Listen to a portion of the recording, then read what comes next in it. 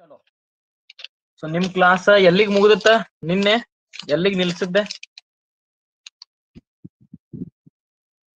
ವೇಗೋತ್ಕರ್ಷವನ್ನು ಶುರು ಮಾಡುದು. ವೇಗೋತ್ಕರ್ಷ ಇವತ್ತು ಕಲಿಬೇಕು. ಓಕೆ, ನೀವು ವೇಗೋತ್ಕರ್ಷ. ಈ ವೇಗೋತ್ಕರ್ಷ ಕಲಿಯೋಕ್ಕಿಂತ ಮೊದಲು ನಾವು ಕಲ್ತಿದಂತ ಪಾಯಿಂಟ್ಸ್ ಅನ್ನ ಇಲ್ಲಿ ಒಂದ್ ಸ್ವಲ್ಪ ಬರಿತೇನೆ. ಒಂದು, ನಾವು ಚಲನೆ ಅಂತ ಕಲ್ತ್ವಿ. ಎರಡನೇದು ಚಲಿಸಿದ ದೂರ ಅಂತ ಕಲಿತ್ವಿ. ಆ ಚಲಿಸಿದ ದೂರದ ಆಧಾರದ ಮೇಲೆ ಜವ ಅಂತ ಕಲಿತ್ವಿ. ಆಮೇಲೆ ಕಲಿತಿದ್ದು ಸ್ಥಾನ ಪಲ್ಲಟ. ಈ ಸ್ಥಾನ ಪಲ್ಲಟದ ಆಧಾರದ ಮೇಲೆ ನಾವು ಕಲ್ತಿದ್ದು ವೇಗ. ಇವತ್ತು ನಾವು ಕಲಿಯುವಂತದ್ದು ವೇಗೋತ್ಕರ್ಷ. ಸರಿಯದ?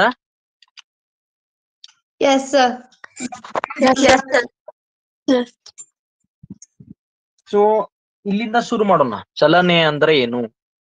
ಒಂದು ವಸ್ತು ತನ್ನ ಯಾವುದೇ ಒಂದು ವಸ್ತುವಿನ ಸ್ಥಾನದಲ್ಲಿ ಬದಲಾವಣೆ ಆಗುತ್ತಿದ್ದರೆ ಅದನ್ನು ನಾವು ಏನಂತೀವಿ?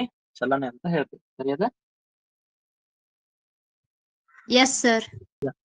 ಯಾವುದೇ ವಸ್ತುವಿನ ಸ್ಥಾನದಲ್ಲಿ ಬದಲಾವಣೆ ಆಗ್ಲಿಲ್ಲ ಅಂದ್ರೆ ಅದನ್ನ ನಾವು ನಿಶ್ಚಲ ಸ್ಥಿತಿ ಅಂತ ಹೇಳ್ತೀವಿ. ಸ್ಥಾನದಲ್ಲಿ ಬದಲಾವಣೆ ಆಗ್ಬೇಕು. ವಸ್ತುವಿನ ಸ್ಥಾನ ಬದಲಾಯಿಸುತ್ತಿದ್ದರೆ ಅದನ್ನ ನಾವು ಚಲನೆ ಅಂತ ಹೇಳ್ತೇವೆ. ಮುಂದೆ ಬರೋದು ಚಲಿಸಿದ ದೂರ. ಹೌದಾ? ಚಲಿಸಿದ ದೂರ ಅಂತ ಏನ್ ಡೆಫಿನಿಷನ್ ಏನು? ಚಲಿಸಿದ ದೂರ ಎಂದಕ್ಕೆ ಶಾರ್ಟ್ಕಟ್ ಒಳಗೆ ಏನ್ ಹೇಳ್ಬೋದು? ಒಂದು ಕಾಯವು, ಒಂದು ವಸ್ತುವು ಚಲಿಸಿದ ಪಥದ ಉದ್ದವನ್ನು ಚಲಿಸಿದ ದೂರ ಅನ್ನುವರು. ಅಥವಾ ಒಂದು ವಸ್ತುವಿನ ಪ್ರಾರಂಭಿಕ ಬಿಂದುವಿನಿಂದ ಅಂತ್ಯ ಬಿಂದುವಿನವರೆಗೆ ಇರುವಂತ ಗರಿಷ್ಠ ದೂರವನ್ನು ನಾವು ಚಲಿಸಿದ ದೂರ ಅಂತ ಹೇಳ್ತೇವೆ. ಓಕೆ? ಅಥವಾ ಪ್ರಾರಂಭಿಕ ಬಿಂದುವಿನಿಂದ ಅಂತಿಮ ಬಿಂದುವಿನವರೆಗೆ ವಸ್ತು ಚಲಿಸಿದ ಪಥದ ಉದ್ದವನ್ನು ನಾವು ಏನಂತೀವಿ? ಚಲಿಸಿದ ದೂರ ಅಂತ ಹೇಳ್ತೇವೆ. ಒಟ್ಟು 2-3 ತರದ ಡೆಫಿನಿಷನ್ ವಾಕ್ಯಗಳನ್ನು ಬರಿಬಹುದು. ಮುಂದೆ ಬರುವಂತದ್ದು ಜವ. ಜವ ಅಂದ್ರೆ ಏನ್ರ?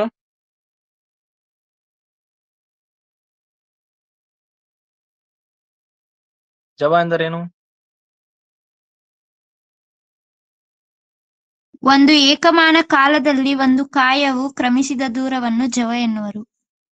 Correct, very good. ಒಂದು ಏಕಮಾನ ಕಾಲದಲ್ಲಿ ವಸ್ತು ಚಲಿಸಿದ ದೂರವನ್ನು ನಾವು ಜವ ಅಂತ ಹೇಳ್ತೀವಿ. ಅಂದ್ರೆ ಜವಕ್ಕೂ ಚಲಿಸಿದ ದೂರಕ್ಕೂ ಏನದ? ಒಂದು ರಿಲೇಷನ್ ಅದ, ಒಂದ್ ಸಂಬಂಧ ಅದ. ಹೌದಿಲ್ಲ? ಚಲಿಸಿದ ದೂರಕ್ಕೂ ಮತ್ತು ಜವಕ್ಕೂ ಇರುವ ಸಂಬಂಧ ಏನಪ್ಪಾ ಅಂದ್ರೆ ಒಂದು ಏಕಮಾನ ಕಾಲದಲ್ಲಿ ಚಲಿಸಿದ ದೂರವನ್ನೇ ಜವ ಅಂತ ಹೇಳ್ತೇವೆ. ಈ ತರ ಚಲಿಸಿದ ದೂರ ಮತ್ತು ಜವಕ್ಕಿರುವಂತ ಸಂಬಂಧ. ಮುಂದೆ ಬರುವಂತದ್ದು ಸ್ಥಾನ ಪಲ್ಲಟ. ಸ್ಥಾನ ಪಲ್ಲಟ ಅಂದ್ರೆ ಏನ್ರಿ? ಆರಂಭಿಕ ಬಿಂದುವಿನಿಂದ ಅಂತಿಮ ಬಿಂದುವಿನವರೆಗೆ ಇರುವ ಕನಿಷ್ಠ ದೂರವನ್ನು ಕಾಯುವು. Correct, very good. ಅದನ್ನ ಸ್ಥಾನ ಪಲ್ಲಟ ಅಂತ ಹೇಳ್ತೀವಿ. ಹಾಗಾದ್ರೆ ವೇಗ ಅಂದ್ರೆ ವಸ್ತುವಿನಲ್ಲಾದ ಸ್ಥಾನ ಪಲ್ಲಟ, ವಸ್ತುವಿನ ಸ್ಥಾನದಲ್ಲಾದ ಪಲ್ಲಟ ಅಥವಾ ವಸ್ತುವಿನ ಚಲನೆಯಲ್ಲಿ ಸ್ಥಾನ ಪಲ್ಲಟವನ್ನು ನಾವು ವೇಗ ಅಂತ ಹೇಳ್ತೇವೆ. ಹೌದಾ? ಹಾಗಾದ್ರೆ ನಾವೇನ್ ತಿಳ್ಕೊಂಡ್ವಿ ಅಂದ್ರೆ ಚಲಿಸಿದ ದೂರಕ್ಕೂ ಮತ್ತು ಜವಕ್ಕೂ ಸಂಬಂಧ ಅದ, ಹಾಗೆ ಸ್ಥಾನ ಪಲ್ಲಟಕ್ಕೂ ಮತ್ತು ವೇಗಕ್ಕೂ ಸಂಬಂಧ ಅದ. ಸರಿಯದಾ? ಏಕಮಾನ ಕಾಲದಲ್ಲಿ ಚಲಿಸಿದ ಒಂದು ಏಕಮಾನ ಕಾಲದಲ್ಲಿ ವಸ್ತು ಅಥವಾ ಕಾಯವು ಚಲಿಸಿದ ದೂರವನ್ನು ಜವ ಅಂತ ಹೇಳ್ತಾರೆ. ಅದೇ ರೀತಿ ಒಂದು ಏಕಮಾನ ಕಾಲದಲ್ಲಿ ವಸ್ತುವಿನಲ್ಲಾದ ಸ್ಥಾನ ಪಲ್ಲಟವನ್ನು ನಾವು ವೇಗ ಅಂತ ಹೇಳ್ತೀವಿ. ಇನ್ನು ಮುಂದಿಂದ ಬಂದಿದ್ದು ವೇಗೋತ್ಕರ್ಷ. ನೆಕ್ಸ್ಟ್ ಇದನ್ನ ಯಾವ ತರ ಹೇಳ್ಬೋದಂದ್ರೆ, ಒಂದು ಏಕಮಾನ ಕಾಲದಲ್ಲಿ ಏನ್ ಹೇಳ್ಬೋದು? ವೇಗೋತ್ಕರ್ಷ ಅಂದ್ರೆ ಏಕಮಾನ ಕಾಲದಲ್ಲಿ ಕಾಯದ ವೇಗದಲ್ಲಾದ ಬದಲಾವಣೆಯನ್ನು ವೇಗೋತ್ಕರ್ಷ ಎನ್ನುವರು. ಹಾ, ಏಕಮಾನ ಕಾಲದಲ್ಲಿ. ಇದನ್ನ ಮರಿಬಾರದು, ಪ್ರತಿ ಸಲನೂ ಇದನ್ನ ನಾವು ಉಪಯೋಗಿಸ್ಲಿಕ್ಕೆ. ಏಕಮಾನ ಕಾಲದಲ್ಲಿ ಕಾಯದ ವೇಗದಲ್ಲಾದ ಬದಲಾವಣೆ ಎನ್ನು ವೇಗೋತ್ಕರ್ಷ ಎನ್ನುವರು. ಸರಿಯದ?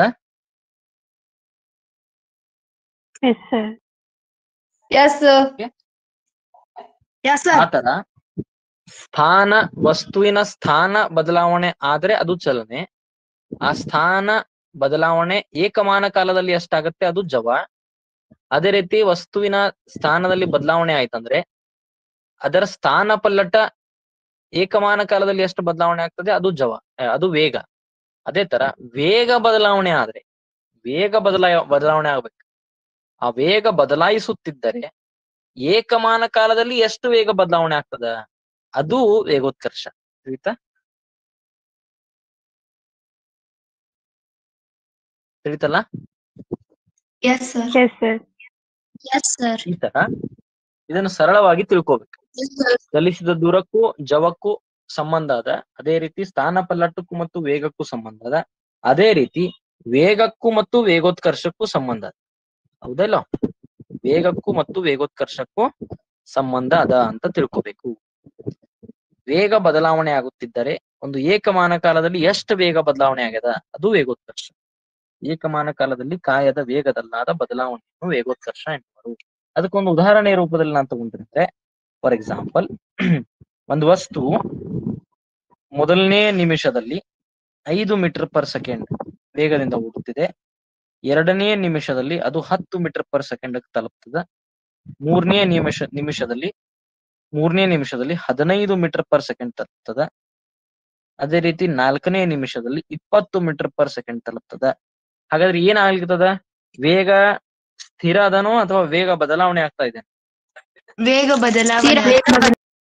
ನಿಮ್ ಗಾಡಿ ಓಡಿಸ್ತಿರಿಲ್ಲ, ಬೈಕ್ ಆ ಬೈಕ್ ಓಡಿಸೋ ಮುಂದ್ ನೋಡ್ರಿ, ನಮ್ ಬಲಗೈಯಾಗಿ ಏನಿರ್ತೈತಿ? ರೇಸ್ ಇರ್ತೈತಿ, ರೇಸ್. ಹೌದಾ? ಆಕ್ಸಲರೇಟರ್. S sir. ಈ ವೇಗೋತ್ಕರ್ಷಕ್ಕೆ ಇಂಗ್ಲಿಷ್ನಾಗ ಆಕ್ಸಲರೇಷನ್ ಅಂತ ಹೇಳ್ತಾರೆ. ವೇಗೋತ್ಕರ್ಷಕ್ಕ ಇಂಗ್ಲಿಷ್ ಒಳಗ ಆಕ್ಸಲರೇಷನ್ ಅಂತ ಹೇಳ್ತಾರೆ. ಅದಕ್ಕ ನಮ್ ಗಾಡಿಗ ಇರುವಂತ ಬಲಗೈಯಾಗಿ ಏನದಲ್ಲ ಅದಕ್ಕೆ ಏನಂತಾರು? ಆಕ್ಸಲರೇಟರ್ ಅಂತ ಹೇಳ್ತಾರೆ. ಹೌದಾ? ಆಕ್ಸಲರೇಟರ್ ಅಂತಾರೆ. ಆಕ್ಸಲರೇಟರ್ ಅಂತ ಹೇಳ್ತಾರೆ. ಹೌದಾ? ಅದ ಗಾಡಿ ಹೊಡೆಯೋ ಮುಂದೆ ಏನ್ ಹೇಳ್ತಿರ್ತಾರು? ಹಿಂದ್ ಕುಂತವ್ರ, ಆಕ್ಸಲರೇಟ್ ಮಾಡಿ ಅಂತಾರ. ಎಕ್ಸಲರೇಟ್ ಅಂದ್ರ ಅವ್ರಿಗೆ ಗೊತ್ತಿರೋದಲ್ಲ ಅದು ಏನಂತ ಹೇಳಿ. ನಾವು ಪಾಠದಲ್ಲಿ ಕಲಿತೇವೆ. ಆಕ್ಸಲರೇಟ್ ಅಂದ್ರೆ ಆಕ್ಸಲರೇಷನ್ ಮಾಡು ಅಂದ್ರೆ, ಎಕ್ಸಲರೇಷನ್ ಅಂದ್ರೆ ಏನು? ವೇಗೋತ್ಕರ್ಷ ಅಂದ್ರೇನು? ಚಲನದಲ್ಲಿ ವೇಗದಲ್ಲಿ ಬದಲಾವಣೆ. ಅಂದ್ರೆ ಅವ್ ಏನ್ ಹೇಳಿರ್ತಾನ? ವೇಗದಲ್ಲಿ ಬದಲಾವಣೆ ಮಾಡು. 5 ಸ್ಪೀಡ್ಲೆ ಹೊಂಟಿದ್ವಿ, 5 ವೇಗದಿಂದ ಹೊಂಟಿದ್ವಿ, ಅದನ್ನ 10 ಮಾಡು. 10 ಇದ್ರೆ 15 ಮಾಡು, 15 ಇದ್ರೆ 20 ಮಾಡು. ಸೊ ವೇಗದಲ್ಲಿ ಬದಲಾವಣೆ ಮಾಡು ಅಂತ ಹೇಳಿರ್ತಾನ. ಹೌದಿಲ್ಲ? Yes sir. ಸೊ ಇಲ್ಲಿ ನಾವು ಗಾಡಿ ಓಡಿಸೋ ಮುಂದೆ ಏನ್ ಮಾಡ್ತೀವಿ? ವೇಗದಲ್ಲಿ ಬದಲಾವಣೆ ಮಾಡ್ತಿರ್ತೀವಿ, ಹೆಚ್ಚು ಕಮ್ಮಿ ಮಾಡ್ತಿರ್ತೀವಿ. ಒಮ್ಮೆ ಹೆಚ್ಚು ಮಾಡ್ತೀವಿ, ಒಮ್ಮೆ ಕಡಿಮೆ ಮಾಡ್ತೀವಿ, ಅಥವಾ ನಿಧಾನವಾಗಿ ಹೆಚ್ಚು ಮಾಡ್ತೀವಿ, ನಿಧಾನವಾಗಿ ಕಡಿಮೆ ಮಾಡ್ತೀವಿ. ಗಾಡಿ ಎಲ್ಲಾದ್ರೂ ನಿಲ್ಲಿಸ್ಬೇಕಂದ್ರೆ ಏನ್ ಮಾಡ್ತೀವಿ? ಒಮ್ಮೆ ಬ್ರೇಕ್ ಹಾಕುದಿಲ್ಲ. ಮೊದಲ್ ಗಾಡಿ ಎಡಗಡೆ ತಗೊಂಡು ನಿಧಾನ ಮಾಡಿ ಆಮೇಲೆ ನಾವು ಬ್ರೇಕ್ ಹಾಕಿ ಗಾಡಿ ನಿಲ್ಲಿಸ್ತೇವೆ. ಅವಾಗ ಏನಾಗ್ತದ? ವೇಗ ಕಡಿಮೆ ಆಗ್ತಾ ಹೋಗ್ತದ. ಸೊ ಅಲ್ಲೂ ಕೂಡ ವೇಗ ಬದಲಾವಣೆ ಆಗ್ತದೆ. ಎರಡನೇದು, ನಾವು ಹೈವೇ ಮೇಲೆ ಹತ್ತಿದ್ವಿ ಗಾಡಿ ಅಂದ್ರೆ ಏನ್ ಮಾಡ್ತೀವಿ? ನಿಧಾನ ವೇಗವನ್ನು ಹೆಚ್ಚು ಮಾಡ್ತಾ ಹೋಗ್ತೀವಿ. ಸೊ ಅಲ್ಲೂ ಕೂಡ ವೇಗವನ್ನು ಹೆಚ್ಚು ಮಾಡ್ಲಿಕ್ಕೆ ಅವಾಗ ಏನಂತೇವೆ? ಅದಕ್ಕೆ ನಾವು ವೇಗೋತ್ಕರ್ಷ ಅಂತ ಹೇಳ್ತೇವೆ. ಹೌದಾ? ಆಕ್ಸಲರೇಷನ್ ಅಂತ ಹೇಳ್ತೇವೆ. ಅದೇ ರೀತಿ ಕಂಟಿನ್ಯೂ ಆಗಿ 5ನೇ ನಿಮಿಷಕ್ಕೆ 25 ಮೀಟರ್ ಪರ್ ಸೆಕೆಂಡ್. ಗೊತ್ತಾಯ್ತಾ? ಸೊ ಇಲ್ಲಿ ಬದಲಾವಣೆ ಆಗ್ತಾ ಇದೆನಾ? ಸರಿ ಅದ? Yes sir. ಓಕೆ.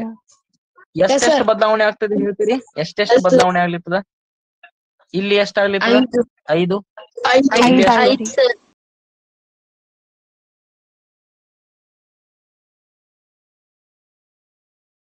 ಇನ್ನೊಂದು ಹೇಳಲಿಕ್ಕೆ ಮರ್ತೆ. ವೇಗೋತ್ಕರ್ಷವನ್ನು ನಾವು ಎ ಅನ್ನುವಂತ ಲೆಟರ್ ದಿಂದ ಗುರ್ತ ಮಾಡ್ತೀವಿ, ಸ್ಮಾಲ್ ಎ. ಹೌದಿಲ್ಲ? ವೇಗ ಜವಕ್ಕೆ ನಾವು ವಿ ಅಂತೀವಿ, ಸ್ಥಾನ ಪಲ್ಲಟ ಚಲಿಸಿದ ದೂರಕ್ಕೆ ಎಸ್ ಅಂತೀವಿ, ತೆಗೆದುಕೊಂಡ ಸಮಯಕ್ಕೆ ಟಿ ಅಂತೀವಿ. ಸರಿಯದಾ? ಅದೇ ರೀತಿ ವೇಗೋತ್ಕರ್ಷಕ್ಕೆ ಎಕ್ಸಲರೇಷನ್ ಅಂತೇವಲ್ಲ, ಅದಕ್ಕೆ ಎ ಅಂತ ಹೇಳ್ತೀವಿ. ಸೊ ಇಲ್ಲಿ ಎಷ್ಟದ ವೇಗೋತ್ಕರ್ಷ? ಎಷ್ಟದ ಇಲ್ಲಿ? A is equal to 5. ಹೌದಾ?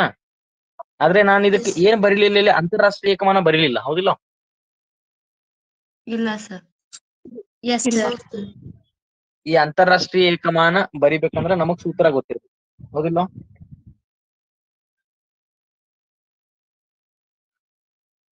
Yes sir. Okay. Yes sir. So ಇದು ನಮಗ್ ಗೊತ್ತಿರ್ಬೇಕಂದ್ರ ನಮಗ್ ಅದರ ಸೂತ್ರ ಗೊತ್ತಿರ್ಬೇಕು. ಸೊ ವೇಗೋತ್ಕರ್ಷಕ್ಕೆ ಸೂತ್ರ ಏನಪ್ಪಾ ಅಂದ್ರೆ, ವೇಗೋತ್ಕರ್ಷ ಇಸ್ ಈಕ್ವಲ್ ಟು, ಹೇಳ್ರಿ ಏನ್ ಸೂತ್ರ?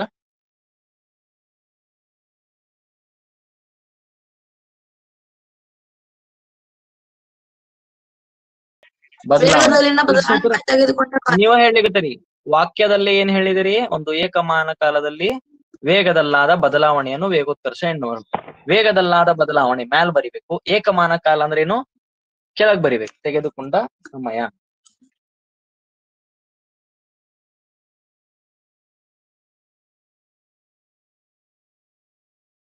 ವೇಗದಲ್ಲಾದ ಬದಲಾವಣೆ ಡಿವೈಡೆಡ್ ಬೈ ತೆಗೆದುಕೊಂಡ ಕಾಲ, ಅದು ಏನು ವೇಗೋತ್ಕರ್ಷ.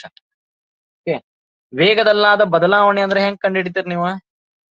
ಅಂತಿಮ ವೇಗ ಮೈನಸ್ ಪ್ರಾರಂಭಿಕ ವೇಗ. ಆರಂಭಿ ಅಂತಿಮ ವೇಗ v, ಪ್ರಾರಂಭಿಕ ವೇಗ ಹೌದಾ? ಸೊ ಅಂತಿಮ ವೇಗ ಅಂದ್ರೆ v ಮೈನಸ್ ಪ್ರಾರಂಭಿಕ ವೇಗ ಅಂದ್ರೆ u divided by time t. ಇದು ನಿಮ್ಮ ವೇಗೋತ್ಕರ್ಷ, ವೇಗದಲ್ಲಾದ ಬದಲಾವಣೆ ಆತರ. ಸೊ ಹಂಗೆ ನಂಗೊಂದು ಉದಾಹರಣೆ ಹೇಳ್ರಿ. ನೀವು ಹೋದ ವರ್ಷ ನಿಮ್ಮ ರಾಶಿ ಅಥವಾ ನಿಮ್ಮ ತೂಕ 40 kg ಇತ್ತು, ಈ ವರ್ಷ ನಿಮ್ಮ ತೂಕ 50 kg ಆಗ್ಯದ ಅಂದ್ರೆ ನಿಮ್ಮ ರಾಶಿಯಲ್ಲಿನ ಬದಲಾವಣೆ ಎಷ್ಟು? 10 kg. ಹೆಂಗ್ ಕಂಡಿಡಿದ್ರಿ? 50 kg ಒಳಗ್ 40 kg ತೆಗೆದು ಏನು? ಅಂತಿಮ ರಾಶಿ ಮೈನಸ್ ಪ್ರಾರಂಭಿಕ ರಾಶಿ, ಅಂತಿಮ ತೂಕ ಮೈನಸ್ ಪ್ರಾರಂಭಿಕ ತೂಕ. ಸರಿಯದ? Yes, sir. Yes, sir. ಅಂದ್ರೆ ನಿಮ್ದ್ರಲ್ಲಿ ಎಷ್ಟು ಬದಲಾವಣೆ ಆಗ್ಯದ, ನೀವು ದಪ್ಪ ಆಗಿದಿರೋ ಅಥವಾ ತೆಳ್ಳಗಾಗಿದಿರೋ ಅನ್ನೋದು ತಿಳ್ಕೊಬೇಕು ಅಂದ್ರೆ ನಿಮ್ಮ ಬದಲಾವಣೆಯನ್ನು ಕಂಡುಹಿಡಿಬೇಕು. ಎಷ್ಟು ತೂಕ ಬದಲಾವಣೆ ಆಗ್ಯದ ಅಂತ ಹೆಂಗ್ ಕಂಡುಹಿಡಿಯೋರ್ ಅಂದ್ರೆ ಅಂತಿಮ ತೂಕ ಮೈನಸ್ ಪ್ರಾರಂಭಿಕ ತೂಕ. ಅದೇ ರೀತಿ ಅಂತಿಮ ವೇಗ ಮೈನಸ್ ಪ್ರಾರಂಭಿಕ ವೇಗ ಮಾಡಿಬಿಟ್ರೆ ವೇಗದಾಗೆ ಎಷ್ಟು ಬದಲಾವಣೆ ಆಗ್ಯದ, ಹೆಚ್ಚಾಗ್ಯದೋ ಕಡಿಮೆ ಆಗ್ಯದೋ ಅಂತ ಗೊತ್ತಾಗ್ತದೆ. ಫಾರ್ ಎಕ್ಸಾಂಪಲ್ ಇನ್ನೊಂದು ಹೇಳ್ತೀನಿ. ನೀವು 40 kg ಇದ್ರಿ, ಈಗ 30 kg ಆಗಿರಿ ಅಂದ್ರೆ ಎಷ್ಟು ಬದಲಾವಣೆ ಆಗ್ಯದ? 10 kg ಕಡಿಮೆ 10 kg ಇತ್ತು, ಮೈನಸ್ 10 kg ಕಡಿಮೆ ಆಗಿದೆ ಸರ್. ಅಂದ್ರ ಇಲ್ಲಿ ಪ್ಲಸ್ 10 ಅಂದ್ರೆ ಏನ? ಪ್ಲಸ್ ಅಂದ್ರೆ ಏನ್ ಅರ್ಥ ಇಲ್ಲಿ? ಹೆಚ್ಚಾಗಿದೆ ಅಂತ ಸರ್. ಮೈನಸ್ ಅಂದ್ರೆ ಏನು? 10 kg ಕಡಿಮೆ ಆಗಿದೆ.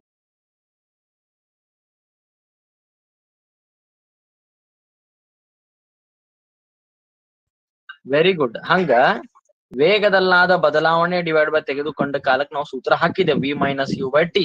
ಅಕಸ್ಮಾತ್ ನಿಮ್ಮ ವೇಗೋತ್ಕರ್ಷ ಪಾಸಿಟಿವ್ ಬಂತಂದ್ರೆ ಉತ್ತರ ಏನರ್ಥ? ಜಾಸ್ತಿ ಆಗಿದೆ. ಏನ್ ಜಾಸ್ತಿ ಆಗಿದೆ? ವೇಗ ಜಾಸ್ತಿ ಆಗಿದೆ. ಏನ್ ಜಾಸ್ತಿ ಆಗಿದೆ? ವೇಗ ಹೆಚ್ಚ.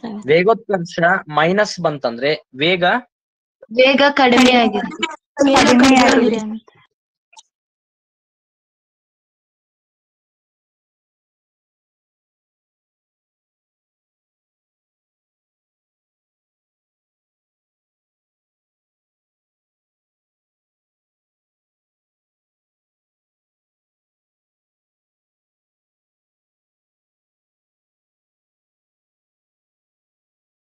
ಇಫ್ ಅಂದ್ರೆ ಅಕಸ್ಮಾತ್.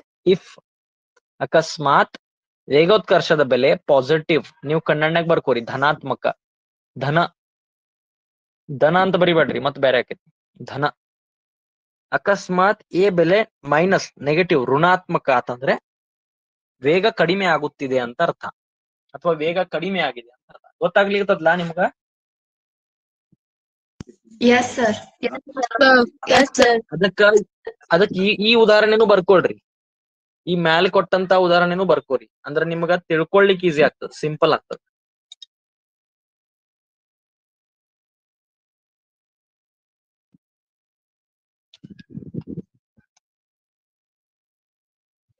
ಈಗ ಅಂತಾರಾಷ್ಟ್ರೀಯ ಏಕಮಾನ ಹೆಂಗ್ ಬರೀತೀರಿ? ಅಂತಾರಾಷ್ಟ್ರೀಯ ಏಕಮಾನ ಎ ಇಸ್ ಈಕ್ವಲ್ ಟು ವೇಗದಲ್ಲಿ ಬದಲಾವಣೆ ಅಂದ್ರೆ ಏನು? ವೇಗದಲ್ಲಿ ಬದಲಾವಣೆ ಅಂದ್ರೆ ಉತ್ತರ ಬರೋದು ವೇಗನೆ. ವೇಗದ ಅಂತಾರಾಷ್ಟ್ರೀಯ ಏಕಮಾನ metre per second. Yes, sir. Divided by ಸಮಯಕ್ಕೆ ಮತ್ತೆ ಸೆಕೆಂಡ್. ಹೌದಾ? ಅದನ್ನ ನೀವು ಕನ್ನಡನಾಗ ಬರ್ಕೋರಿ ಮೀಟರ್ ಪರ್ ಸೆಕೆಂಡ್. ಹಿಂಗೆ ಐತ್ಲಾ? -1 ತಲಿ ಮೇಲೆ yes sir. Yes, sir. Divided by second ಏನಾಗುತ್ತೆ metre per second minus one. Second ಕೆಳಗಿದ್ದಿದ್ದು ಸೆಕೆಂಡ್ ಮೇಲೆ ಹೋತಂದ್ರೆ ಅದು ಕೂಡ ಪರ್ ಸೆಕೆಂಡ್ ಆಗುತ್ತೆ. ಮೈನಸ್ ಹಾ -1 ಮೀಟರ್ ಪರ್ ಸೆಕೆಂಡ್ ಸ್ಕ್ವೇರ್. ಇದನ್ನ ಇಂಗ್ಲಿಷ್ ಒಳಗ ಮೀಟರ್ ಪರ್ ಸೆಕೆಂಡ್ ಸ್ಕ್ವೇರ್ ಈ ತರ ಬರಿಬಹುದು, ಅಥವಾ ಈ ತರ ಮೀಟರ್ ಪರ್ ಸೆಕೆಂಡ್ ಸ್ಕ್ವೇರ್, ಅಥವಾ ಕನ್ನಡನಲ್ಲಿ ಈ ತರ. ನೀವು ಯಾವ ತರ ನಿಮಗೆ ನೆನಪಿರುತ್ತದೆ ಎಲ್ಲಾ ತರನು ಬರ್ಕೋರಿ, ಕನ್ಫ್ಯೂಸ್ ಮಾಡ್ಕೋಬೇಡ್ರಿ. ಚಲಿಸಿದ ದೂರ ಸ್ಥಾನಪಲ್ಲಟ ಮೀಟರ್, ಜವ ಮತ್ತು ವೇಗ ಮೀಟರ್ ಪರ್ ಸೆಕೆಂಡ್, ವೇಗೋತ್ಕರ್ಷ ಮೀಟರ್ ಪರ್ ಸೆಕೆಂಡ್ ಸ್ಕ್ವೇರ್. ಗೊತ್ತಾಯ್ತಲ್ಲ? Yes, sir. Yes, sir. Yes, sir. So, ಇಷ್ಟು ವಿಷಯ ಅಂತಾರಾಷ್ಟ್ರೀಯ ಏಕಮಾನ ತಿಳ್ಕೊಂಡ್ರಿ. ಓಕೆನಾ? Okay, sir. ಈಗ ವಾಪಸ್ ಇಲ್ಲಿಗೆ ಬರ್ರಿ, ಈ ಉದಾಹರಣೆಗೆ ಬರ್ರಿ, ವಾಪಸ್ ಬರ್ರಿ. ಈ ಉದಾಹರಣೆ ಏನ್ ಹೇಳ್ಲಿಕ್ಕದ, ಮೊದಲನೇ ನಿಮಿಷಕ್ಕೆ ಅಥವಾ ಈ ಸೆಕೆಂಡ್ ತಗೊಳ್ರಿ, ನಿಮಿಷ ಬೇಡ, ಸೆಕೆಂಡ್ ತಗೊಳ್ರಿ. 0 ಸೆಕೆಂಡು ಇನ್ನ ಗಾಡಿ ಚಾಲು ಆಗಿಲ್ಲ, 0 ಮೀಟರ್ ಪರ್ ಸೆಕೆಂಡ್ ವೆಲಾಸಿಟಿ, ಇದು ವೇಗ. 1ನೇ ಸೆಕೆಂಡ್ಗೆ 5 ಮೀಟರ್ ಪರ್ ಸೆಕೆಂಡ್ ವೇಗ. ಈ ತರ ಹೆಚ್ಚಾಗ್ತಾ ಹೋಗಿದೆ, ಹೌದಿಲ್ಲ? ಪ್ರತಿ ಸಲ ಎಷ್ಟ್ ಹೆಚ್ಚಾಗ್ಯದ? 5. ಪ್ರತಿ ಸಲ 5 ಹೆಚ್ಚಾಗ್ಯದ. ಅದರ ವೇಗೋತ್ಕರ್ಷ ಎಷ್ಟು? 5 ಮೀಟರ್ ಪರ್ ಸೆಕೆಂಡ್ ಸ್ಕ್ವೇರ್. ಇದೇ ಪ್ರಶ್ನೆಯನ್ನ ನೀವು ಸೂತ್ರ ಹಾಕಿ ಮಾಡ್ರಿ. ಏನ್ ಸೂತ್ರ ಐತ್ ನಮ್ದ? A is equal to V minus U by T. ಹೌದಾ? Yes, sir. V ಅಂದ್ರೆ ಎಷ್ಟು? 25 ಅಂತಿಮ ವೇಗ. 25 ಪ್ರಾರಂಭಿಕ ವೇಗ 0 0. 5 ಅಲ್ಲ, 0. ತೆಗೆದುಕೊಂಡ ಸಮಯ 5 seconds. 5 seconds. 25 minus 0 25 25. Divide by 5. 5 25. ಹೌದಾ? 5 meter per second square. 5 meter per 5 second. ಈ ಉದಾಹರಣೆಯಲ್ಲಿ ವೇಗೋತ್ಕರ್ಷ 5 ಮೀಟರ್ ಪರ್ ಸೆಕೆಂಡ್ ಸ್ಕ್ವೇರ್. ಅಂದ್ರೆ ಏನು? ಪ್ರತಿ ಸೆಕೆಂಡಿಗೆ ವೇಗವು ಎಷ್ಟು ಬದಲಾವಣೆ ಆಗ್ತಾ ಇದೆ? 5 meter per second. ಗೊತ್ತಾಯ್ತಲ್ಲ? ಸರಿ ಆತ್ಲಾ? Yes, sir. ಇನ್ನೊಂದು ಉದಾಹರಣೆ ಕೊಡ್ಲಿ, ಮಾಡ್ತೀರಿ? ನೋಡ್ರಿ,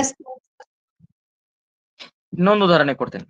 0 ಇದು ಮೊದಲನೇ ಸೆಕೆಂಡಿನಲ್ಲಿ 3 ಮೀಟರ್ ಪರ್ ಸೆಕೆಂಡ್, ಎರಡನೇ ಸೆಕೆಂಡಿನಲ್ಲಿ 8 ಮೀಟರ್ ಪರ್ ಸೆಕೆಂಡ್, ಮೂರನೇ ಸೆಕೆಂಡ್ ನಲ್ಲಿ 16 ಮೀಟರ್ ಪರ್ ಸೆಕೆಂಡ್, ನಾಲ್ಕನೇ ಸೆಕೆಂಡ್ ನಲ್ಲಿ 25 ಮೀಟರ್ ಪರ್ ಸೆಕೆಂಡ್. ಎಷ್ಟಾಗ್ತದೆ ವೇಗೋತ್ಕರ್ಷ? ಇಲ್ಲಿ ನೋಡ್ರಿ, ಈ ಲೆಕ್ಕಕ್ಕೂ ಏನ್ ವ್ಯತ್ಯಾಸ ಅದ ಹೇಳ್ರಿ? 5ನೇ ಸೆಕೆಂಡ್ ಹೇಳ್ರಿ. 5ನೇ ಸೆಕೆಂಡಕ್ಕೆ 30 ಮೀಟರ್ ಪರ್ ಸೆಕೆಂಡ್. ಹಾ, ಏನ್ ವ್ಯತ್ಯಾಸ ಅದ ಹೇಳ್ರಿ ಎರಡು ಲೆಕ್ಕಕ್ಕ? ಅದು ಏಕರೂಪ ಇತ್ರಿ ಇದು.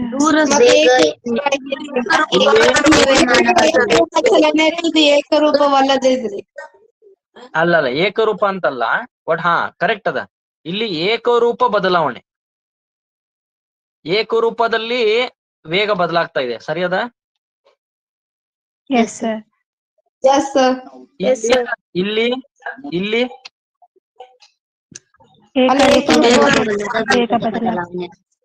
ಏಕರೂಪ ವೇಗದ ಬದಲಾವಣೆ,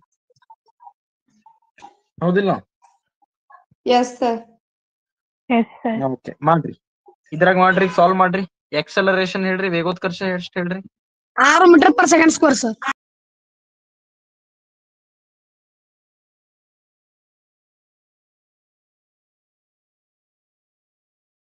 6 metre per second 6 metre per second 6 metre ಇಲ್ಲಿ ಎಷ್ಟು ಬದಲಾವಣೆ ಆಗ್ಯದ? ಇಲ್ಲಿ ಎಷ್ಟು ಬದಲಾವಣೆ ಆಗ್ಯದ?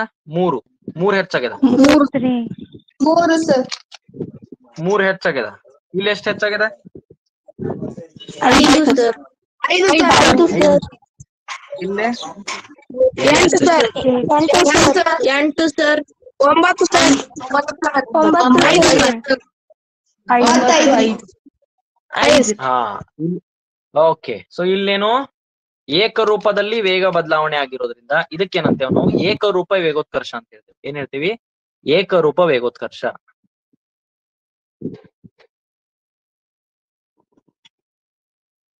ಇಲ್ಲಿ ವೇಗ ಬದಲಾವಣೆ ಆಗ್ಯದ ಅಂದ್ರೆ ಇಲ್ಲೂ ಕೂಡ ವೇಗೋತ್ಕರ್ಷ ಅದ. ಆದ್ರೆ ಯಾವ ತರ ವೇಗ ಬದಲಾವಣೆ ಆಗ್ಯದ? ವಿಚಿತ್ರವಾಗಿ ಬದಲಾವಣೆ ಆಗ್ಯದ, ಏಕರೂಪವಾಗಿಲ್ಲ. ಹೌದಿಲ್ಲ? ತನ್ನ ಮನ್ಸಿಗೆ ಬಂದಂಗ್ ಬದಲಾವಣೆ ಆಗ್ಯದ. ಅಂದ್ರೇನು? ಏಕರೂಪವಲ್ಲದ ವೇಗೋತ್ಕರ್ಷ. ಆಯ್ತಾ?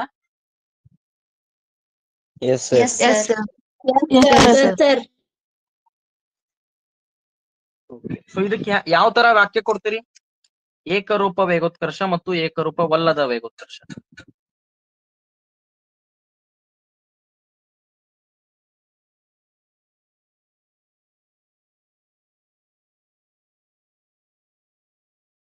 ಏಕರೂಪ ವೇಗೋತ್ಕರ್ಷ ಅಂದ್ರೇನು? ಒಂದು ಏಕಮಾನ ಕಾಲದಲ್ಲಿ ಒಂದು ವಸ್ತುವು ಅಥವಾ ಕಾಯವು ಸಮನಾದ ವೇಗದಲ್ಲಿ ಸಮನಾದ ವೇಗ ಸಮನಾದ ವೇಗವನ್ನು ಬದಲಾಯಿಸಿದರೆ ಓಕೆ. ಸೊ ಅದಕ್ಕ ನಾವೊಂದು ಪಕ್ಕಾ ಡೆಫಿನಿಷನ್ ಮಾಡ್ಕೋಬೇಕು ವಾಕ್ಯ. ಒಂದ್ ಫಿಕ್ಸ್ ಡೆಫಿನಿಷನ್ ಮಾಡ್ಕೊಳ್ಳೋಣ. ನೀವ ಹೇಳ್ರಿ, ನಾನ ಬರಿತೇನೆ. ನೀವ ಹೇಳ್ರಿ. ಒಂದು ಕಾಯವು ಸರಳ ರೇಖೆಯಲ್ಲಿ ಚಲಿಸುತ್ತಿದ್ದು ಅದರ ವೇಗವು ಒಂದು ಸಮನಾದ ಕಾಲಾವಧಿಯಲ್ಲಿ ಸಮವಾಗಿ ಹೆಚ್ಚುತ್ತಿದ್ದರೆ ಅಥವಾ ಕಡಿಮೆಯಾಗುತ್ತಿದ್ದರೆ ಅದಕ್ಕೆ ಏಕರೂಪ ವೇಗೋತ್ಕರ್ಷ ಎನ್ನುತ್ತಾರೆ. ಒಂದು ಕಾಯವು ಸರಳ ರೇಖೆಯಲ್ಲಿ ಚಲಿಸುತ್ತಿದ್ದು ಸರಳ ರೇಖೆಯಲ್ಲಿ ಯಾಕೆ ಚಲಿಸ್ತತ್ತೀರಿ? ಬ್ಯಾರೆ ರೇಖೆನಾಗ ಚಲಿಸಬಹುದಲ್ಲ? ಸರಳ ರೇಖೆಯಲ್ಲಿ ಚಲಿಸ್ತತಿ, ಅದಕ್ಕ ಏಕರೂಪ ಆಗಿರ್ತತಿ. ಸರಳ ರೇಖೆ ಇರೋದಿಲ್ಲ ಅಂದ್ರ ಏಕರೂಪ ಆಗಿರಂಗಿಲ್ಲ. ಹೌದಾ? ಅದನ್ನ ನೆನ್ಪಿಟ್ಕೋಬೇಕು. ಒಂದು ಕಾಯವು ಸರಳ ರೇಖೆಯಲ್ಲಿ ಚಲಿಸುತ್ತಿದ್ದರು ಅದರ ವೇಗವು ಒಂದು ಸಮನಾದ ಕಾಲಾವಧಿಯಲ್ಲಿ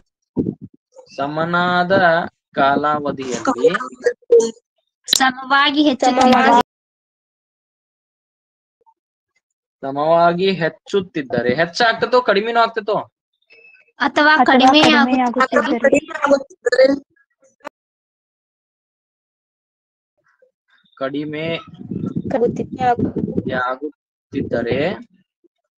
ಅದನ್ನು ಏಕರೂಪ ವೇಗೋತ್ಕರ್ಷ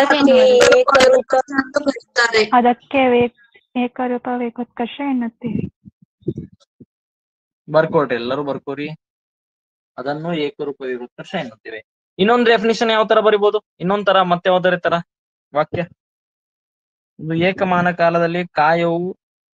ಏಕಮಾನ ಕಾಲದಲ್ಲಿ ಕಾಯದ ವೇಗವು ಸಮನಾಗಿ ಬದಲಾವಣೆ ಆಗುತ್ತಿದ್ದರೆ ಅದನ್ನು ನಾವು ಏಕರೂಪ ವೇಗೋತ್ಕರ್ಷ ಎನ್ನುವರು. ಇದನ್ನು ಹೇಳ್ಬೋದ್ಲಾ?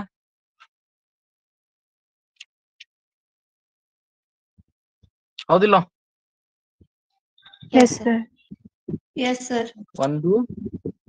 ಒಂದು ಏಕಮಾನ ಕಾಲದಲ್ಲಿ ಕಾಯದ ವೇಗವು ಸಮವಾಗಿ ಅಥವಾ ಸಮವಾಗಿ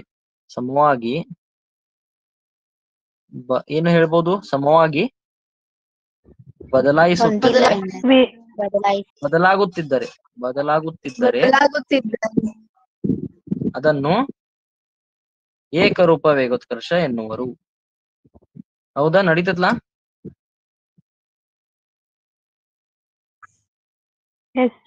ಒಂದು ಏಕಮಾನ ಕಾಲದಲ್ಲಿ ಕಾಯದ ವೇಗವು ಸಮವಾಗಿ ಬದಲಾಗುತ್ತಿದ್ದರೆ ಅದನ್ನು ಏಕರೂಪ ವೇಗೋತ್ಕರ್ಷ ಎನ್ನುವರು.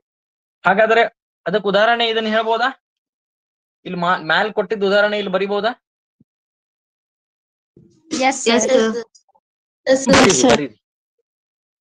ಬರ್ಕೊಡ್ರಿ, ಇಲ್ಲ ನಾಳೆ ಮತ್ತೆ ಮರ್ತು ಬಿಡ್ತೀವಿ. ಈ ಉದಾಹರಣೆಯನ್ನ ಇದ್ರ ಕೆಳಗ್ ಬರೀರಿ, ಉದಾಹರಣೆ ಅಂತ ಹಾಕ್ರಿ, ಇದನ್ನ ಇಲ್ಲಿ ಬರೀರಿ.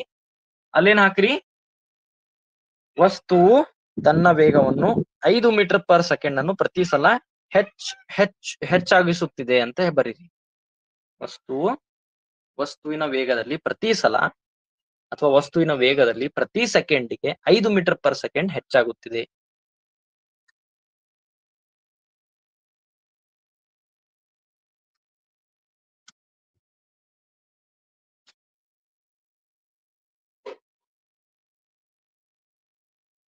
ಈಗ ಏಕರೂಪವಲ್ಲದ ವೇಗೋತ್ಕರ್ಷಕ ವಾಕ್ಯ ನೀವು ಬರೀರಿ. ನೀವೇ ಬರೀರಿ ನೋಡೋಣ. ಇದನ್ನ ರಿವರ್ಸ್ ಮಾಡುದ್ರಿ. ಒಂದು ಕಾಯದ ವೇಗದ ಬದಲಾವಣೆ ದರವು ಏಕರೂಪವಾಗಿಲ್ಲದಿದ್ದರೆ ಅದರ ವೇಗೋತ್ಕರ್ಷವನ್ನು ಏಕರೂಪವಲ್ಲದ ವೇಗೋತ್ಕರ್ಷ ಎನ್ನುವರು. ಇದನ್ನೇನ್ ಮಾಡ್ಬೋದು ನೀವು, ಸಮವಾಗಿ ಅದರ ವಿರುದ್ಧ ಪದ ಏನು? ಸಮದ ವಿರುದ್ಧ ಪದ ಅಸಮ. ಸಮದ ಅಷ್ಟ ಬರೀರಿ.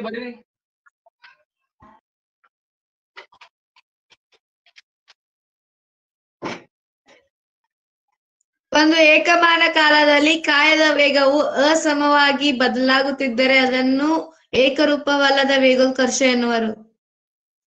Very good. ಇಲ್ಲಾಂದ್ರೆ ಇದನ್ನು ಹೇಳ್ಬೋದು, ಒಂದು ಕಾಯವು ಸರಳ ರೇಖೆಯಲ್ಲಿ, ಅದನ್ನೇನ್ ಬೇಡ, ಒಟ್ಟು ಒಂದು ಕಾಯದ ವೇಗವು ಸಮವಾದ ಕಾಲಾವಧಿಯಲ್ಲಿ ಅಸಮವಾಗಿ ಹೆಚ್ಚುತ್ತಿದ್ದರೆ ಅಥವಾ ಕಡಿಮೆ ಆಗುತ್ತಿದ್ದರೆ ಅದನ್ನು ನಾವು ಏಕರೂಪವಲ್ಲದ ವೇಗೋತ್ಕರ್ಷ ಅಂತ ಹೇಳ್ತೇವೆ. ಹೌದಿಲ್ಲ? ಅದಕ್ಕೆ ಉದಾಹರಣೆ ಇದನ್ನು ಬರೀರಿ. ಈ ಉದಾಹರಣೆ ಬರೀರಿ ಅಲ್ಲಿ. ಇದು ಏಕರೂಪವಲ್ಲದ ವೇಗೋತ್ಕರ್ಷಕ್ಕೆ ಉದಾಹರಣೆ, ಇದನ್ನು ಬರಿಬೇಕು. ಓಕೆ,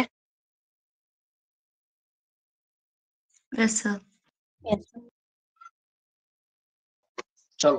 ಈಗ ಕೆಲವೊಂದು ಲೆಕ್ಕಗಳು ಮಾಡೋಣ. ನಿಮ್ ಪುಸ್ತಕ ಮತ್ ತೆಗೀರಿ. ಪುಸ್ತಕ ಒಳಗ ಲೆಕ್ಕಗಳಿದಾವ. ಮೊದಲನೇ ಲೆಕ್ಕ 8.4. ಪ್ರಶ್ನೆ ಓದ್ರಿ ಯಾರೇ? ದರ್ಶನ್ ಓದಪ್ಪ. ದರ್ಶನ್ ರಾಯನ್ ಅವ್ರು ಓದಪ್ಪಿ. ರಾಹುಲ್ ವಿಶ್ರಾಂತಿ ಸ್ಥಿತಿಯಿಂದ ಹೊರಟು ಸೈಕಲ್ ನ ತುಳಿಯುತ್ತಾ 30 ಸೆಕೆಂಡುಗಳಲ್ಲಿ 6 ಮೀಟರ್ ಪರ್ ಸೆಕೆಂಡ್ ವೇಗವನ್ನು ಹೊಂದುತ್ತಾನೆ. ನಂತರ ಸೈಕಲ್ಗೆ ತಡೆ ಹಾಕಿ 5 ಸೆಕೆಂಡುಗಳಲ್ಲಿ ವೇಗವನ್ನು 4 ಮೀಟರ್ ಪರ್ ಸೆಕೆಂಡ್ ತರುತ್ತಾನೆ. ಎರಡು ಸಂದರ್ಭಗಳಲ್ಲಿ ಉಂಟಾದ ವೇಗೋತ್ಕರ್ಷವನ್ನು ಕಂಡುಹಿಡಿಯಿರಿ. ಒಟ್ಟು ರಾಹುಲ್ ಸೈಕಲ್ ಹೊಡಿಲಿಕತ್ತಾನ. ಎಷ್ಟು ಸಂದರ್ಭ ಅದಾವು? 2 ಸಂದರ್ಭ ಅದಾವ. ಹೌದಾ? 2 ಸಂದರ್ಭ. ರಾಹುಲ್ ಸೈಕಲ್ ಹೊಡೆಯುವಲ್ಲಿ 2 ಸಂದರ್ಭಗಳು ಅದಾವ. ದತ್ತಾಂಶ ಬರ್ಕೋಬೇಕು. ಯಾವ ತರ? ಈ ತರ ಬರ್ಕೋಬೇಕು. ರಾಹುಲ್ ಸೈಕಲ್ ಹೊಡಿಲಿಕತ್ತಾನು, 2 ಸಂದರ್ಭಗಳು ಅದಾವ. ಮೊದಲನೇ ಸಂದರ್ಭ ಹೇಳ್ರಿ. ಮೊದಲನೇ ಸಂದರ್ಭ ಏನು? ರಾಹುಲ್ ವಿಶ್ರಾಂತಿ ಸ್ಥಿತಿಯಿಂದ ಶುರು ಮಾಡ್ತಾನಂದ್ರ ವೇಗ ಎಷ್ಟು? 0 ಮೀಟರ್ ಪರ್ ಸೆಕೆಂಡ್. ಮುಂದ್ ದರ್ಶನ್ ಓದಪ್ಪಿ. 30 ಸೆಕೆಂಡುಗಳಲ್ಲಿ 6 ಮೀಟರ್ ಪರ್ ಸೆಕೆಂಡ್ ವೇಗವನ್ನು ಹೊಂದುತ್ತಾನೆ. ಅಂದ್ರೆ ಅಂತಿಮ ವೇಗ ಎಷ್ಟು? 6 ಮೀಟರ್ ಪರ್ ಸೆಕೆಂಡ್. ಸಮಯ ಎಷ್ಟು ತಗೊಳ್ತಾನು? 30 ಸೆಕೆಂಡ್.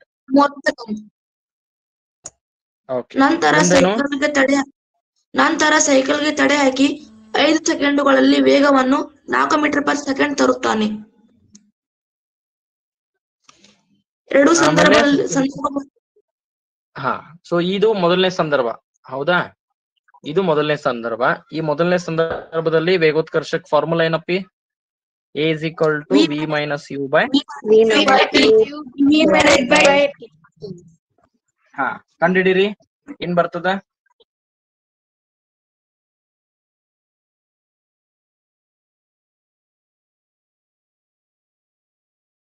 ಆರು minus 0 divide by 30.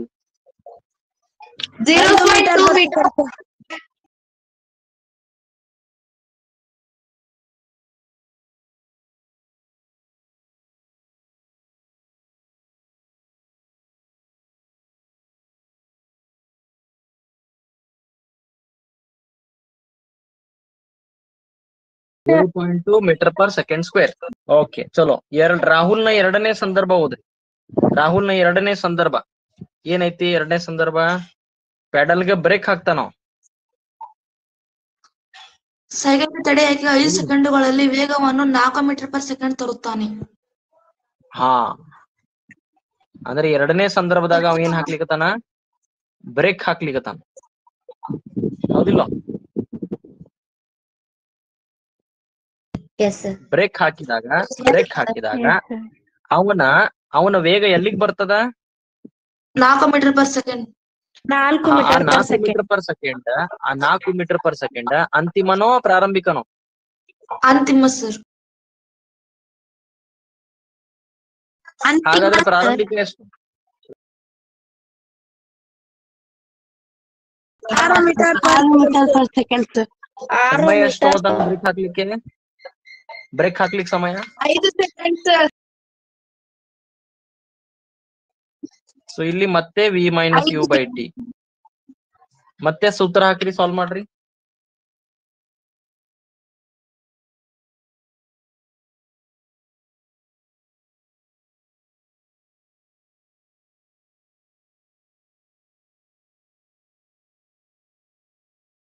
minus 0.4 meter per second square sir. 4 minus 6 minus 2/5. minus 0.4 meter per second. Yes sir. ಮೊದಲನೇದು ನಿಶ್ಚಲ ಸ್ಥಿತಿಯಿಂದ ಶುರು ಮಾಡ್ತಾನೆ, ವಿಶ್ರಾಂತಿ ಸ್ಥಿತಿಯಿಂದ ಅಂದ್ರೆ ಪ್ರಾರಂಭಿಕ 0. ಕೊನೆಗೆ 30 ಸೆಕೆಂಡ್ ನಲ್ಲಿ 6 ಮೀಟರ್ ಪರ್ ಸೆಕೆಂಡ್ ತಲುಪ್ತಾನೆ, ಅಂದ್ರೆ ಅಂತಿಮ 6 ಮೀಟರ್ ಪರ್ ಸೆಕೆಂಡ್. ಇದು ಮೊದಲನೇ ಸಂದರ್ಭ ಸರಳವಾಗಿದೆ, ಸಿಂಪಲ್. ಆಮೇಲೆ ಬ್ರೇಕ್ ಹಾಕ್ತಾನೆ. ಬ್ರೇಕ್ ಹಾಕಿದ ಕೂಡಲೇ ಸೈಕಲ್ದ ಅಂತಿಮ ವೇಗ 4 ಮೀಟರ್ ಪರ್ ಸೆಕೆಂಡ್ ಹೋಗ್ತದೆ. ಅಂದ್ರೆ ಪ್ರಾರಂಭಿಕ ಯಾವ್ದನ್ನ ತಗೊಳ್ಬೇಕು? ಇದರ ಅಂತಿಮವನ್ನು ಇಲ್ಲಿ ಪ್ರಾರಂಭಿಕ ಅಂತ ತಗೊಳ್ಬೇಕು. ಇದು ನಿಮಗೆ ಸ್ವಲ್ಪ ಗೊತ್ತಾಗಬೇಕು, ತಿಳಿತಾ? ಎರಡನೇ ಸಂದರ್ಭದಲ್ಲಿ ಅವನ ಪ್ರಾರಂಭಿಕ ವೇಗ 6, ಬ್ರೇಕ್ ಹಾಕಿದಾಗ ಅಂತಿಮ 4. ಆ 4ಕ್ಕೆ ಬರ್ಲಿಕ್ಕೆ 5 ಸೆಕೆಂಡ್ ತಗೊಳ್ಲಿಕ್ಕದ. ಇದು ಇಂಪಾರ್ಟೆಂಟ್. ಇದನ್ನ ಸಾಲ್ವ್ ಮಾಡಿದಾಗ ನಮಗೆ minus 0.4 metre per second square ಬರ್ತದ. ನನ್ ಪ್ರಶ್ನೆ ಏನು, ಇಲ್ಲಿ ಯಾಕೆ ಮೈನಸ್ ಬಂದದ ಅಂತ, ಇಲ್ಲಿ ಯಾಕೆ ಪ್ಲಸ್, ಇಲ್ಲಿ ಯಾಕೆ ಮೈನಸ್?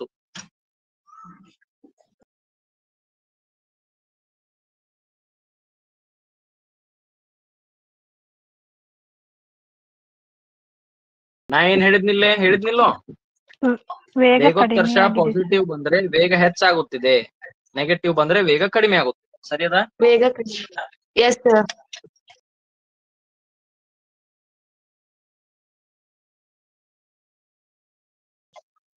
ಇಲ್ಲಿ ನೋಡ, ವೇಗ ಏನಾಗ್ಲಿತ್ತದ? 6 ಇದ್ದಿದ್ 4 ಆಗ್ಲಿಕ್ಕದ.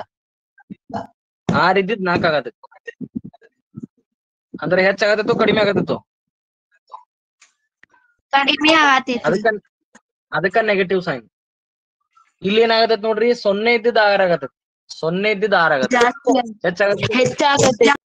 ಹೆಚ್ಚಾಗಿ ಅಂದ್ರೆ ಇಲ್ಲಿ ನಿಮ್ಮ ಗಾಡಿ ಆಕ್ಸಲರೇಟ್ ಆಗ್ಲಿಕ್ಕತ್ತದ. ಮೊದಲನೇ ಸಂದರ್ಭದಲ್ಲಿ ಗಾಡಿ ಆಕ್ಸಲರೇಟ್ ಮಾಡಾಕತ್ತೀರಿ, ನೀವು ಗಾಡಿ ಆಕ್ಸಲರೇಟ್ ವೇಗ ಹೆಚ್ಚು ಮಾಡತ್ತೀರಿ. ಇಲ್ಲೇ ಬ್ರೇಕ್ ಹಾಕತ್ತೀರಿ, ಬ್ರೇಕ್ ಕಾಲಿಲೆ ಬ್ರೇಕ್ ಹಾಕಿ ಗಾಡಿ ಡಿಸಲರೇಟ್ ಮಾಡತ್ತೀರಿ, ಆಕ್ಸಲರೇಟ್ ಕಮ್ಮಿ ಮಾಡತ್ತೀರಿ. ಹೌದಾ? ಡಿಸಲರೇಟ್ ಮಾಡತ್ತೀರಿ. ಇಲ್ಲಿ ಗಾಡಿ ಆಕ್ಸಲರೇಟ್, ಇಲ್ಲಿ ಗಾಡಿ ಡಿಸಲರೇಟ್, ಬ್ರೇಕ್ ಹಾಕತ್ತೀರಿ. ಇದರ ಅರ್ಥ ವೇಗ ಕಡಿಮೆ ಆಗುತ್ತಿದೆ, ಇಲ್ಲಿ ವೇಗ ಹೆಚ್ಚಾಗುತ್ತಿದೆ, ಅದರ ಅರ್ಥ. ತಿಳಿತಾ? ಓಕೆ, ಇಷ್ಟು ನಿಮಗ್ ಗೊತ್ತಾಗ್ಬೇಕು. ತಿಳಿತಾ? Yes sir. yes sir. ಮುಂದಿನ ಮತ್ತೊಂದು ಕೆಲವೊಂದು ಪ್ರಶ್ನೆಗಳು ನಿಮ್ ಪುಸ್ತಕ ಒಳಗ ಪ್ರಶ್ನೆಗಳು ಕಾಣ್ಸತಾವು.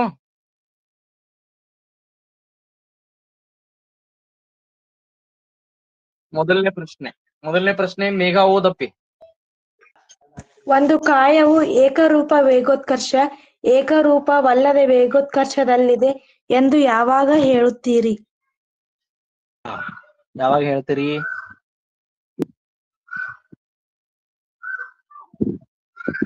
ಒಂದು ವಸ್ತು ಏಕರೂಪ ವೇಗೋತ್ಕರ್ಷ ಐತಿ ಅಥವಾ ಏಕರೂಪವಲ್ಲದಾಯ್ತು ಅಂತ ಯಾವಾಗ ಹೇಳ್ತೀರಿ? ವಾಕ್ಯ ಬರಿಬೇಕು ಎರಡರದು. ಒಂದು ಕಾಯ, ಒಂದು ವಸ್ತು, ಅದರ ಏಕಮಾನ ಕಾಲದಲ್ಲಿ ಅದರ ವೇಗವು ಸಮನಾಗಿ ಬದಲಾವಣೆ ಆಗುತ್ತಿದ್ದರೆ ಏಕ ವೇಗೋತ್ಕರ್ಷ ಅಂತ ಹೇಳ್ತೇವೆ. ಏಕರೂಪವಲ್ಲ ಯಾವಾಗ ಹೇಳ್ತೀವಿ, ಅಲ್ಲದ ಅಂತ ಯಾವಾಗ ಹೇಳ್ತೀವಿ? ಯಾವ ಒಂದು ವಸ್ತುವಿನ ವೇಗವು ಏಕಮಾನ ಕಾಲದಲ್ಲಿ ಅಸಮವಾಗಿ ಬದಲಾವಣೆ ಆಗುತ್ತಿದ್ದರೆ ಅದನ್ನು ಡೆಫಿನಿಷನ್ ಬರಿಬೇಕು. ಮೊದಲನೇದು ಏನಂದ್ರೆ ಎರಡಕ್ಕೂ ವಾಕ್ಯ ಬರಿಬೇಕು, ಎರಡರದು ವಾಕ್ಯ ಬರಿಬೇಕು, ಅಷ್ಟ್ ಬರ್ದ್ರ ಸಾಕು. ಎರಡನೇದು ಏನ ಕೇಳಿದಾರ? ಪ್ರಶ್ನೆ ಐತ್ ನೋಡ್ರಿ, ಪ್ರಾಬ್ಲಮ್ ಐತಿ, ಲೆಕ್ಕ ಐತಿ. ಒಂದು ಬಸ್ 80 ಕಿಲೋಮೀಟರ್ ಪರ್ ಅವರ್ ಜವವನ್ನು 5 ಸೆಕೆಂಡ್ಗಳಲ್ಲಿ 60 ಕಿಲೋಮೀಟರ್ ಪರ್ ಅವರ್ ಜವಕ್ಕೆ ಕಡಿಮೆ ಮಾಡಿಕೊಂಡರೆ ಬಸ್ಸಿನ ವೇಗೋತ್ಕರ್ಷವನ್ನು ಕಂಡುಹಿಡಿಯಿರಿ. ಅಂದ್ರೆ ಪ್ರಾರಂಭಿಕ ವೇಗ ಎಷ್ಟು? ಪ್ರಾರಂಭಿಕ ಜವ ಎಷ್ಟು? 80 ಕಿಲೋಮೀಟರ್ ಪರ್ ಅವರ್. ಅಂತಿಮ ಜವ 60 kilometer per hour, sir. ಸಮಯ 5 seconds, sir. ಇಲ್ಲಿ ಜವ ಹೆಚ್ಚಾಗ್ಯದನೋ ಕಡಿಮೆ ಆಗ್ಯದನೋ? ಕಡಿಮೆ ಹಾಗಾದ್ರೆ ವೇಗೋತ್ಕರ್ಷ ಪಾಸಿಟಿವ್ ಬರ್ತೈತೋ ನೆಗೆಟಿವ್ ಬರ್ತೈತೆ? ವೇಗೋತ್ಕರ್ಷ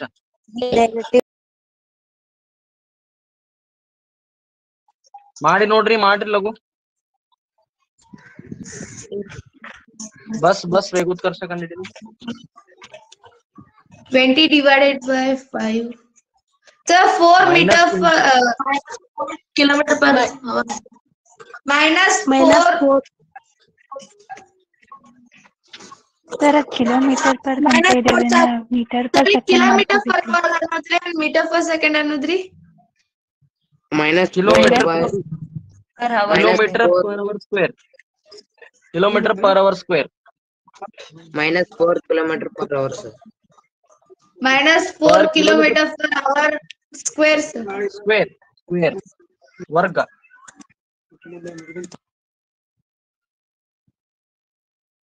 ಇಲ್ಲಿ ಹೆಂಗ್ ಹೇಳ್ತೀವಿ? ಮೀಟರ್ ಪರ್ ಸೆಕೆಂಡ್ ಸ್ಕ್ವೇರ್ ಹೇಳ್ತೀವಿಲ್ಲ, ಹಂಗೆ kilometre per hour square. Okay, ಮುಂದಿನ ಹೋಗೋಣ. Sir, Yes, sir. ಒಂದ್ ಸೆಕೆಂಡ್ ಇಲ್ಲೇನೋ ಗಡಬಡ ಆಯ್ತು, ಸ್ವಲ್ಪ ಒಂದೇನೋ ಗಡಬಡ ಆಯ್ತು. ಏನ್ ಹೇಳ್ರಿ? ಹಾ, ಗಡಬಡ ಆತ್ಲ, ಇಲ್ಲಿ ಸರಿ ಆಗ್ಲಿಲ್ಲ.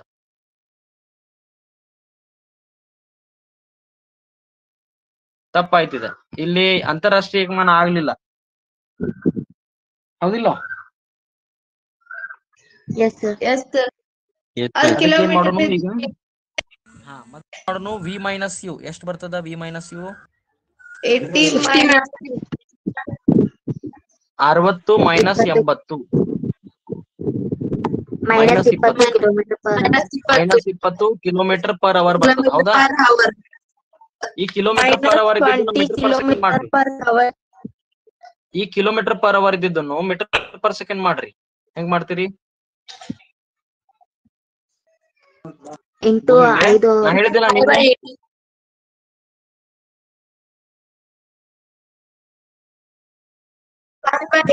ಎಷ್ಟು ಬರ್ತದೆ? -5.5 ಬರ್ತದೆ ಸರ್.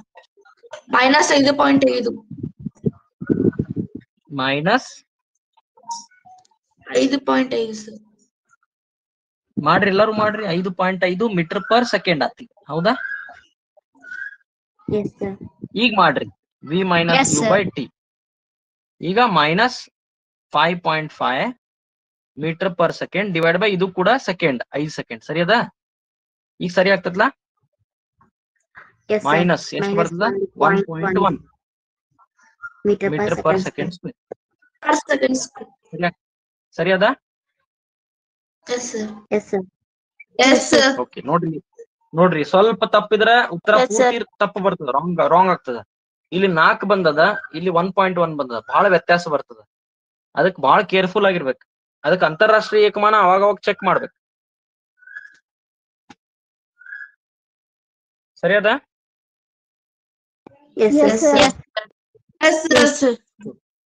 ಮುಂದಿನ ಲೆಕ್ಕ ಮಾಡೋಣ.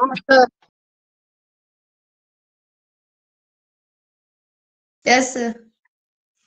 ಮೂರನೇ ಲೆಕ್ಕ ನೋಡ್ರಿ, ಮೂರನೇ ಲೆಕ್ಕ. ಏಕರೂಪ ವೇಗೋತ್ಕರ್ಷದಿಂದ ರೈಲ್ವೆ ನಿಲ್ದಾಣದಿಂದ ಹೊರಟ ರೈಲು 10 ನಿಮಿಷಗಳಲ್ಲಿ 40 ಕಿಲೋಮೀಟರ್ ಪರ್ ಅವರ್ ಜವವನ್ನು ತಲುಪಿದರೆ ಅದರ ವೇಗೋತ್ಕರ್ಷವನ್ನು ಕಂಡುಹಿಡಿಯಿರಿ. ಓಕೆ, ಒಂದು ರೈಲ್ ಅದ. ಆ ರೈಲು ತನ್ನ ರೈಲ್ವೆ ಪ್ಲಾಟ್ಫಾರ್ಮ್ ಇಂದ ಹೊರಟದ. ಹ ಆಮೇಲೆ ಏಕರೂಪ ವೇಗೋತ್ಕರ್ಷದಿಂದ ಹೊರಟದ. ಒಂದು ರೈಲು ಏಕ ರೂಪ ವೇಗೋತ್ಕರ್ಷದಿಂದ ಹೊರಟದ. ಸರಿಯದಾ? ಒಂದು ರೈಲು ಏಕರೂಪ ವೇಗೋತ್ಕರ್ಷದಿಂದ ತನ್ನ ಪ್ಲಾಟ್ಫಾರ್ಮ್ ದಿಂದ ಹೊರಟದ. ಸರಿಯದ? ರೈಲ್ವೆ ಸ್ಟೇಷನ್, ರೈಲ್ವೆ ನಿಲ್ದಾಣದಿಂದ ಹೊರಟದ. ಅಂದ್ರೆ ಪ್ರಾರಂಭಿಕ ವೇಗ ಎಷ್ಟು? ರೈಲಿನ ಪ್ರಾರಂಭಿಕ ವೇಗ ಹಾ. ಈಗ ಮುಂದಿಂದ ಅದು ಎಷ್ಟು ತಲುಪ್ತದ? ಎಷ್ಟು ವೇಗವನ್ನು ತಲುಪ್ತದ? 40 ಕಿಲೋಮೀಟರ್ ಪರ್ ಅವರ್. 40 ಕಿಲೋಮೀಟರ್ ಪ್ರತಿ ಗಂಟೆಯ ಜವವನ್ನು ಹೊಂದುತ್ತದ. ಎಷ್ಟು ಸಮಯದಲ್ಲಿ? 10 ನಿಮಿಷ. ಆಕ್ಸಲರೇಷನ್ ಕಂಡುಹಿಡಿಬೇಕು. ಹೌದಾ? ವೇಗೋತ್ಕರ್ಷ ಕಂಡುಹಿಡಿತೀವಿ. ಓಕೆ, ಏನ್ ಮಾಡ್ತೀರಿ ಈಗ? ಹೆಂಗ್ ಕಂಡುಹಿಡಿತೀರಿ? ಮಾಡ್ರಿ ನೋಡಿ, ನೀವು ಮಾಡ್ಲಿಕ್ಕ. ಫಸ್ಟ್ ಅದ್ ಕಿಲೋಮೀಟರ್ ಇದ್ದಿದ್ರಿ ಮೀಟರ್ ಮಾಡ್ಕೋಬೇಕು. ಮಾಡ್ರಿ ಲೆಕ್ಕ ಮಾಡ್ರಿ. ನೀವೇ ಲೆಕ್ಕ ಮಾಡ್ರಿ.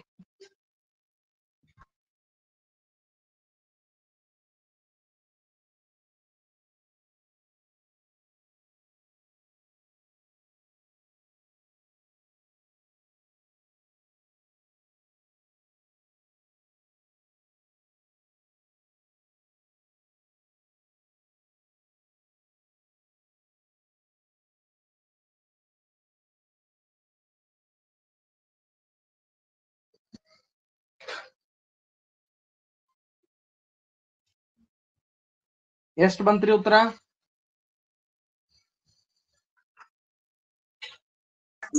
4 kilometre per hour square sir.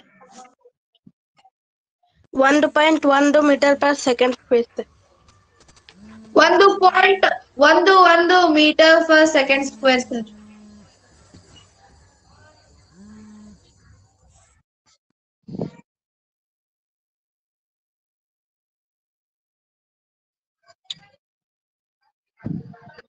ಒಟ್ಟು 40 ಮೈನಸ್ 0 40 ಬಂತು ಕಿಲೋಮೀಟರ್ ಪರ್ ಅವರ್. ಇದನ್ನು ನೀವೇನ್ ಮಾಡ್ಬೇಕು? ಮೀಟರ್ ಪರ್ ಸೆಕೆಂಡ್ ಮಾಡ್ಬೇಕು. 5/18 ಇದೆಷ್ಟು ಬರ್ತದ?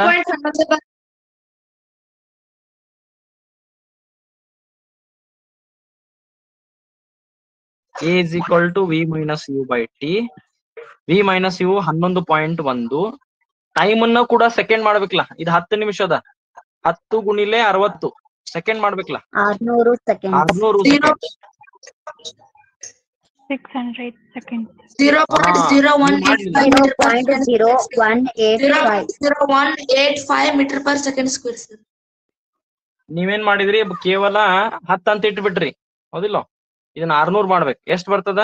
0.0185 ಮೀಟರ್ ಪರ್ ಸೆಕೆಂಡ್ ಸ್ಕ್ವೇರ್. ಅಲ್ಲ, ಇದನ್ನ ನೀವು ಭಾಗಾಕಾರ 185. ಅಲ್ಲ, ನೀವ್ ಇದನ್ನ ಕ್ಯಾಲ್ಕುಲೇಟರ್ ಯೂಸ್ ಮಾಡಿದ್ರೋ ಹೆಂಗ?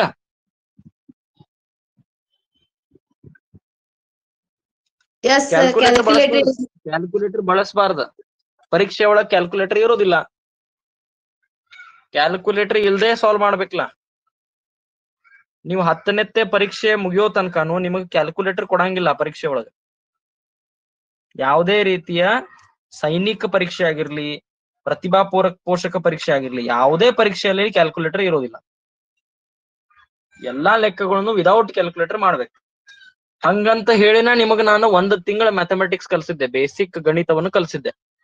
ಯಾಕಂದ್ರೆ ಇಂಥ ಲೆಕ್ಕಗಳು ಮಾಡಕ್ ಬರ್ಲಿ ಅಂತ. ಸೊ ಅದಕ್ಕೆ ನೀವು ಇದು ಭಾಗಾಕಾರ ವಿದೌಟ್ ಕ್ಯಾಲ್ಕುಲೇಟರ್ ಮಾಡ್ಬೇಕು. ಈ ಉತ್ತರ ಬರ್ಬೇಕು. ಮಾಡ್ತಿರ್ಲಾ?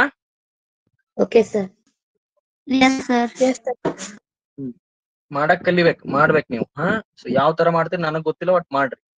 ಒಟ್ಟು ಈ ಉತ್ತರ ಬರುವಂಗ ಲೆಕ್ಕ ಮಾಡಕ್ ಕಲಿಬೇಕು. ಹೇಳ್ತಿರ್ಲಾ? ಮುಂದಿನ ಸಲ ನನಗ್ ಯಾವ ತರ ಮಾಡ್ತೀರಂತ?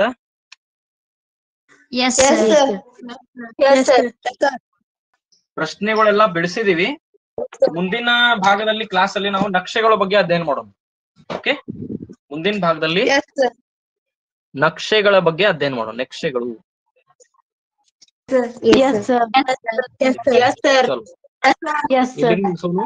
ಇಲ್ಲಿಗೆ ನಿಲ್ಸೋನು ಚಲೋ. ಜೈ ಶ್ರೀರಾಮ್. ರಾಮ್ ರಾಮ್.